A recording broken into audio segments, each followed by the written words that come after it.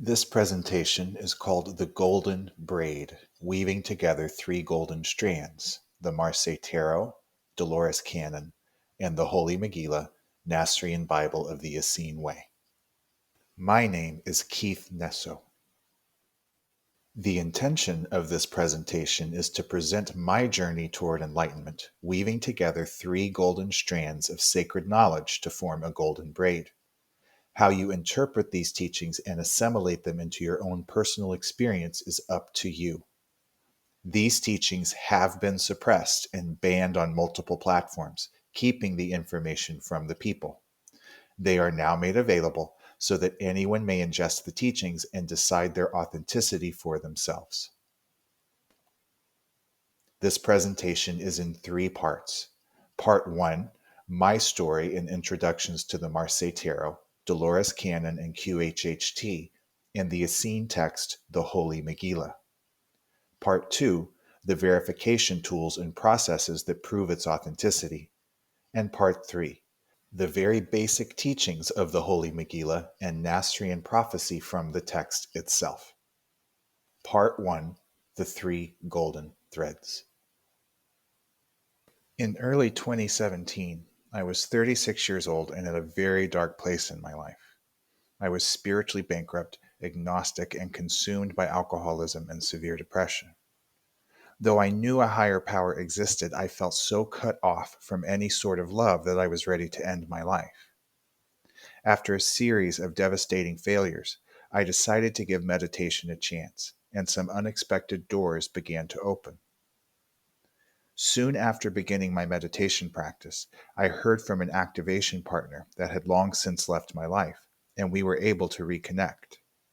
He asked me to join him on a 10-day fast in the desert of West Texas, and I agreed, not knowing what I was in for.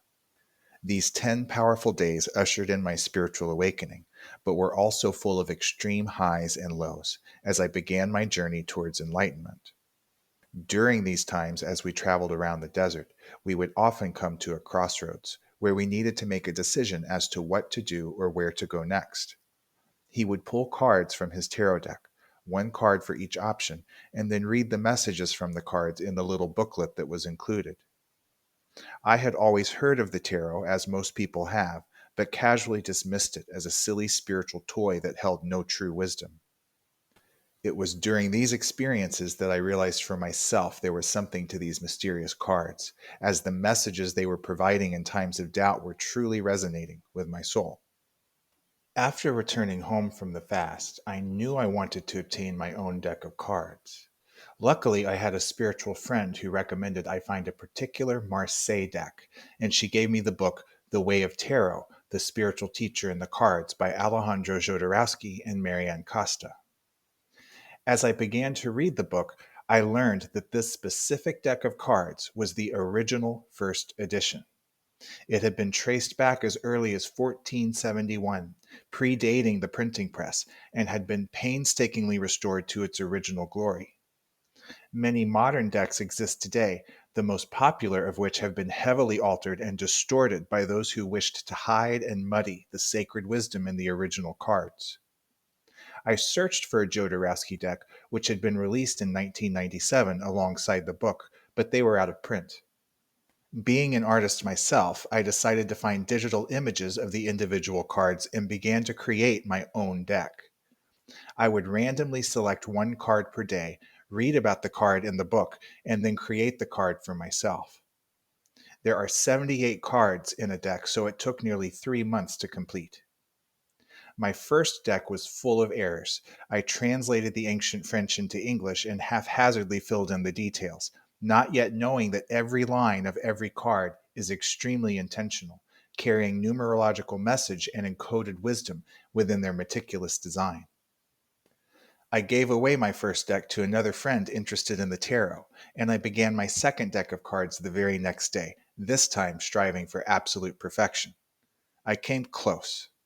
This is a photo of my second deck of cards from which I have performed all of my readings over the past 7 years.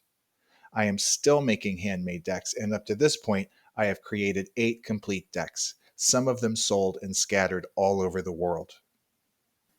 I learned a great deal from making my first two decks by hand, and the creative process itself imprinted the information upon my soul and activated the ancient knowledge I carried within my DNA.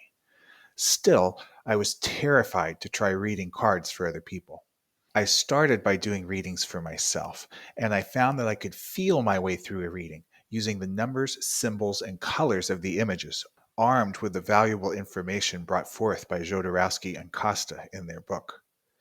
After studying and creating the cards for over a year, I decided it was time to try reading for others.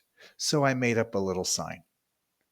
A cafe near my apartment allowed me to sit at the counter and put up my sign as I wrote, silently inviting strangers to approach me and ask for a complimentary reading. My first customer approached, and it felt extremely natural to interpret the cards for someone else. All I remember is telling him he needed to jump off the cliff and grow wings on the way down. The first reading was a great success, and I felt a thrill as he returned to the cafe the next day, hoping to find me. He asked to give me a hug and then put a $20 bill in my hand, informing me that his reading had given him the nudge to put in his 2 weeks' notice. He had a lucrative corporate job that was killing his soul and had been wanting to call it quits and travel. My second reading was for a young woman who watched this encounter. She was a struggling heroin addict. She too was greatly affected by the cards and my interpretation of them. She wanted to offer me something but had no money to give. She gave me a beautiful blue rose pin, which I have kept with my cards ever since. I had no idea how significant her offering was until much later. My next significant spiritual breakthrough occurred when I stumbled upon Dolores Cannon. I watched one of her videos on YouTube, and 30 hours later, I was immersed in her lectures and ordering copies of her books. Dolores passed in 2014, and she was a pioneer in hypnotherapy and past life regression, beginning her illustrious career in the late 1960s. She was way ahead of her time.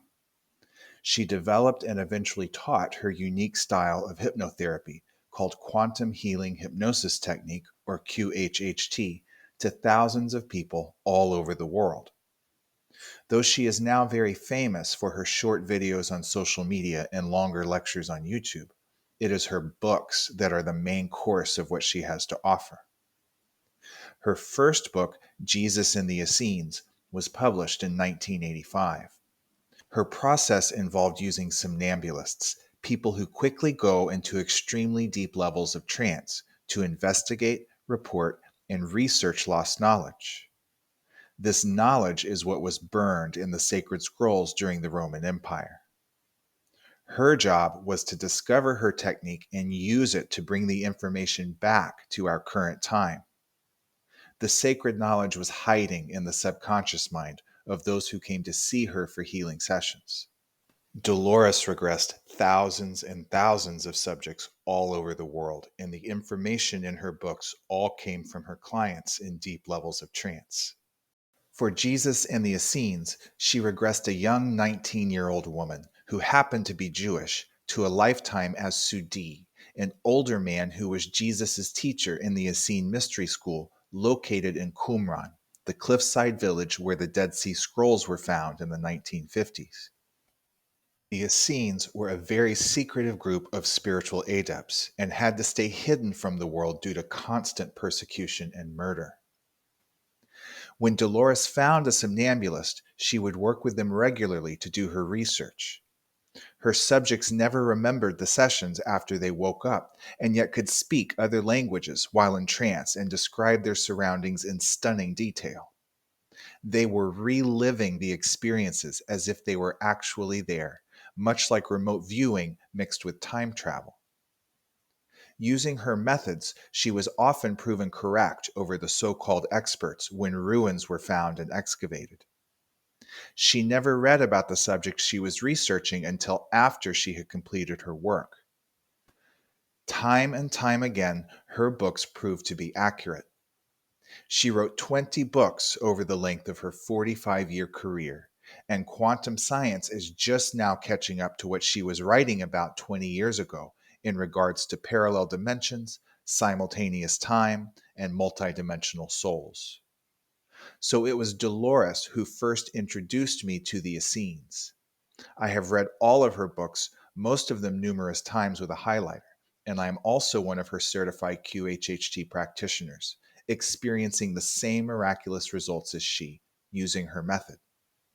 It was through the performing of tarot readings and QHHT sessions that I progressed upon my spiritual path. At some point, I was able to intuit that the Marseille tarot deck was attached to the Essenes, and that Mary Magdalene must have traveled the deck to the south of France when she fled Qumran and drifted across the Mediterranean to Sainte Marie de la Mer, a cave just outside of the modern town of Marseille. One day, while living in southern Arizona, I received a call from an old friend who had just arrived in Sedona, a point of global interest for the spiritual community. I knew I was meant to make the 5-hour drive to Sedona, and we met later that night at her campsite. The next day was a Friday, and the Coffee Elixir Bar Synergy was hosting a fun event with live music and interactive art. I was enjoying myself but wanted to contribute, so I put up my free tarot sign and got my cards. The first reading led to 3 more, and then they moved me into the back room, where person after person was requesting a reading. The energy was off the charts, and people were bursting into tears and filming me as I interpreted the cards. A beautiful young black woman was sitting next to me and watching my every move for hours. I was encouraged by her presence and focused attention amidst the chaos and noise of the music and chatter. Finally, when I got a little break, she leaned over and asked me where I had gotten my deck of cards. I told her that I had made them, copying the ancient Marseille deck line by line with my own hand. I don't know how I know this, I said, but somehow these cards are attached to the Essenes, and Mary Magdalene traveled them to the south of France. Her eyes widened with astonishment. How do you know about the Essenes? She asked. Dolores Cannon, I replied, Jesus and the Essenes. She looked at me with confusion, obviously unaware of Dolores and her books. How do you know about the Essenes? I asked. She told me that a man had approached her at a music festival and asked if she was aware of the Essenes. She replied that she was not. He told her that he was very guided to invite her to a 3-day Essene gathering in Oregon, and she agreed to go. It was the most amazing 3 days of my life, she said, as tears began to fall from her eyes. I've been seeing roses for 2 days, she continued, and now I know why. Please come and see me when you're finished with your readings. I have something to show you. A few minutes later, I joined her outside. She went to the trunk of her car and retrieved a book wrapped in a red cloth. This is for you, she said, handing me the book. I unwrapped the cloth and saw this, a green book with gold lettering and a symbol. The title read, Holy Megillah, the Nasrian Bible of the Essene Way. I was shocked and didn't know such a book even existed. An Essene Bible? I reluctantly accepted the gift at her insistence and took the book home with me to my apartment in Bisbee, Arizona, where I began to read this holy book for the first time. In amazement, I found verse after verse in the Holy Megillah that uncannily paralleled the material in Dolores Cannon's books, some of it verbatim. Here are just a few examples. Many of Dolores's clients throughout her later books would describe coming from the center of the sun, where the outer veil was bright and a brilliant white light, but it wasn't hot on the inside, where these beings lived. A direct quote from the Megillah matches what she said, saying, Behold the stars of the heavens. Hidden within each star is a temple of light. For the body of fire of each star is but the outer veil, which we of this world can see. Think not that the temple of light is hot, or that the cherubim, angels, live in fire. Rather understand that they live in another realm within the star, which fire cannot touch. Another identical match was the term the Great Central Sun. From Dolores's Convoluted Universe book, she writes, How is the machinery or the computers powered? The subject answered, It was all done by solar. Everything was done by the sun, the great central sun. A different subject answered a question saying, that is accurate. The keepers of the knowledge are based or emanate from this city, the Elohim of the ancients, the keepers of the moral physical laws of truth. Once again, this is an exact match to what's said in the Holy Megillah, saying that every overseeing star is itself in the dominion of an even greater overseeing star, and all stars are in the dominion of the great central sun, which is the temple of Elohim. Both books also say that souls are just tiny sparks of light. Dolores Cannon wrote, I'm traveling as a beam, as a particle. I am a particle, just a particle of light, very small, tiny. She asks, would it be correct to call that little spark your soul? The answer is, you might call it a soul, but actually, in true reality, you should call it your source energy. And the Megillah says, and from the Sa'arah came forth sparks of light, Nitzat Ha'or. And each spark of light is a seed of light, a Zera Ha'or. And each seed of light is a soul, a Nefesh. This next example is extremely accurate regarding cannibalism and DNA mixing in the ancient land of Atlantis. Dolores wrote, they're also cannibalistic too. I saw this party of them eat another person. They captured this man and ate him. They captured one of these people and they cooked him and ate him. In the Holy Megillah, in the book of Noah, we see, and that is why Lucifer made them into cannibals, for behold, this tightened his control over their weakened minds. This was on the island of Atalia, which is Atlantis. Dolores, in the same chapter, writes, what kind of problems did they come across in Atlantis?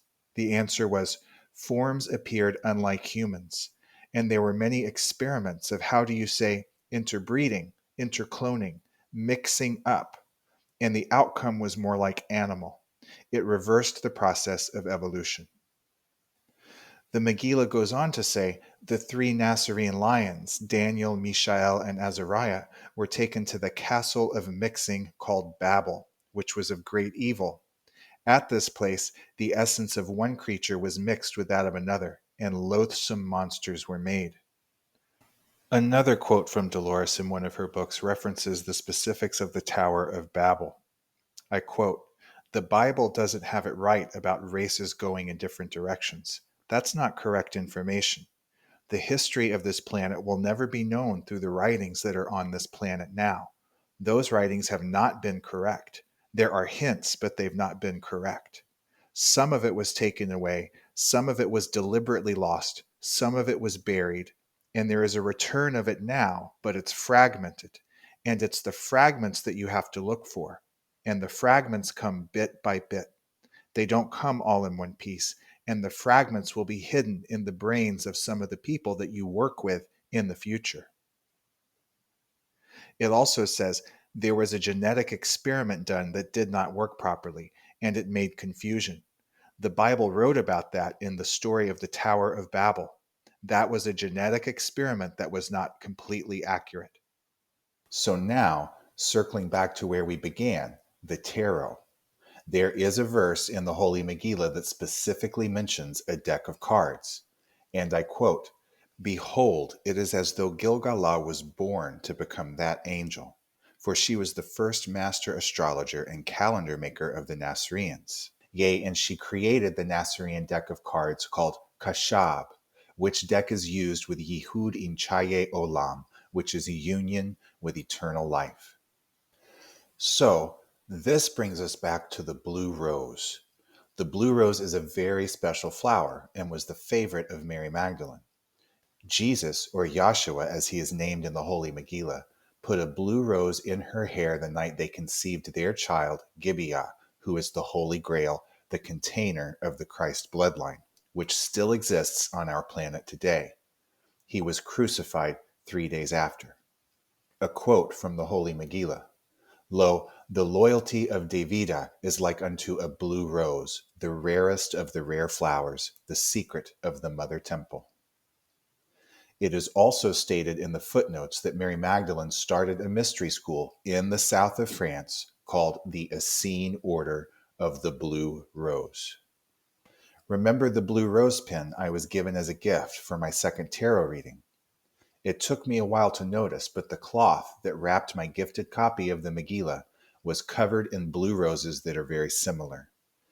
Here is a photo of the two blue roses side by side. Also, in Dolores Cannon's training manual, she suggested to use the keywords blue rose. Whoever uses those two words together, she said. Dolores was not aware, at least on the conscious level, of the Holy Megillah or the Order of the Blue Rose. She intuitively knew to use those words, being a member of a much larger work which spans generations. She also chose a blue rose for the photo accompanying her lecture series. I don't believe in accidents or coincidence. Do you? Be sure to watch Part 2 and Part 3, where we explore mathematical tools of verification and alphanumeric coding and go deeper into the teachings and prophecies contained within the Holy Megillah.